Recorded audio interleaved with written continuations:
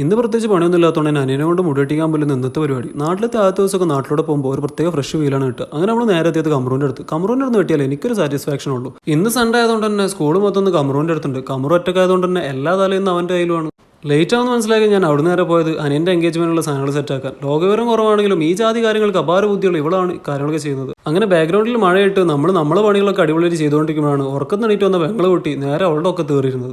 അവളവിടെ ഇരുന്നാൽ നമ്മുടെ പണി എടുക്കാത്തതുകൊണ്ട് അവളെ ഞാനെടുത്ത്. അവളെടുത്തത് എനിക്ക് ഓർമ്മയുള്ളൂ. പിന്നെ അവിടെ എടുക്കത്തെ ചവിട്ടും കുത്തുവീനും. പെങ്ങളുടെ അടുത്തുള്ള കുഷുമ്പാണ് നിങ്ങളെ കാണുന്നത്. അങ്ങനെ ആ ഹലാക്കിനെ ചുറ്റിക്കൂടി വെട്ടിക്കാരോട് ഞാൻ നേരെ പോയത് വീണ്ടും അനിയൻ്റെ അടുത്ത്. അനിയൻ്റെ അടുത്ത് വന്നപ്പോൾ അവൻ്റെ മുടി ഇതുവരെ വെട്ടിയിട്ടില്ല. അവപ്പോഴും കട്ട് പോസ്റ്റ്. കമറാണെന്നുണ്ടെങ്കിൽ അവിടെ ആരോ വീണ്ടും തേച്ച് ഉണിക്കൊണ്ടിരിക്കുന്നു. ആ സമയത്താണ് മീഡിയം സൈസിൽ ഒരുത്തം വന്നത്. അവനാണെന്നുണ്ടെങ്കിൽ ഇരുത്തിയിട്ട് തലത്തൊന്നുമില്ല. ലാസ്റ്റ് കട്ടപ്പുറത്ത് കട്ടപ്പുറത്തിരുത്തി അവനെ വെട്ടി അവൻ ലാസ്റ്റ് ഉറങ്ങിപ്പോയി. പാവം.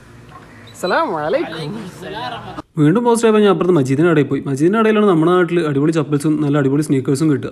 കുറച്ചേരം കഴിഞ്ഞ് പോയേക്കുമ്പോൾ അനിയൻ്റെ മുടിവെട്ടിലൊക്കെ കഴിഞ്ഞു. അങ്ങനെ എനിക്കൊരാഗ്രഹം, എന്നാൽ പിന്നെ എനിക്കൊന്ന് ഷേപ്പാക്കാം. അങ്ങനെ ഞാനും കയറിയിരുന്നു. അങ്ങനെ അതൊക്കെ കഴിഞ്ഞ് ഫൈനൽ ലുക്കാണ് നിങ്ങളെ കാണുന്നത്. അങ്ങനെ ഇന്നത്തെ കാര്യമൊക്കെ സെറ്റ്. അപ്പോൾ that's all for today. Tata.